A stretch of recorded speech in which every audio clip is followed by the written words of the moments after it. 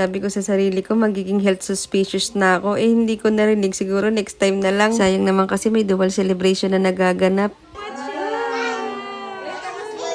Pinag-addition na kasi nila yung 11th monthsary ni Champi sa ka-birthday ni Samsam na wala man lang matinong picture kasi puro lang kalokohan. Pero bago yan, maaga pala kaming umalis ni Utol kasi dadalhin daw niya ako sa may aquarium kung saan maraming pagpipilian. Mabubusog daw yung mata ko sa dami ng sariwang nilalang. Sa may palengke lang pala, akala ko kung saan na. Pero sa bagay, malaki aquarium nga naman to, wala lang tubig. Pero bakit may butanding dito? Ay, ako pala yun. Grabe naman kasi sa pagkuha ng video, hindi man lang nag-adjust. Atras lang naman, akala mo tuloy nakasum sa buwan. Samantala, ang ganda ng kuha ko sa kanya, parang landlord lang na naniningil ng upa sa mga vendor. Sinuhulan na nga lang niya ako ng jabi para hindi na daw ako magtampo. Sabi ko hindi na ako bata na nadadaan pa sa suhol kasi marupok naman ako.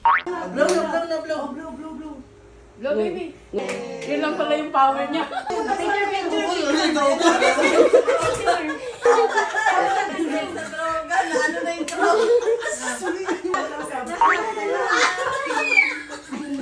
Kumidlip lang ako saglit, paggising ko nagkakasiyahan na sila sa labas. Nagising tuloy yung mga mata ko kaya naman bumangon na ako para naman makapagluto. Hindi kasi marunong magkusang magluto tong mga nabili naming amilango kaya naman bumangon na ako. Eh diba owner to ng Krusty Krab, dapat marunong siyang magluto. Buti pa to si Patrick, tahimik lang pero marunong magkusang maglinis ng lamesa. Ito sino ba to? Si SpongeBob? Pero parang si Plankton eh no? Naghahanda na nga rin pala si Sandy Chick saka si Mrs. Pops ng kakainin naming bigas. Bahala na kayo kung sino kayo dun. Basta si Plankton nagugutom na kaya naman ibubuhos na niya yung niluto niyang mixed seafoods.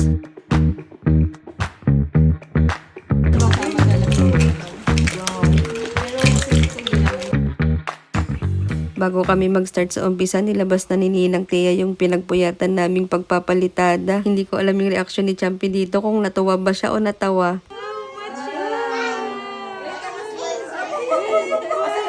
Mission abolished na miss siya sa ginawa namin ni Ninang Thea. Ngayon lang daw kasi siya nakakita ng cake na bako-bako. Bago pa niya masira, mandatory pictorial muna. Olivia!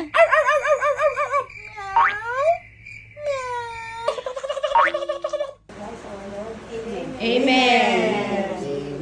Nagutom yung babo kanina sa pictorial. Wala silang nakunan na maayos na picture kaya nag-aya munang kumain. Sige.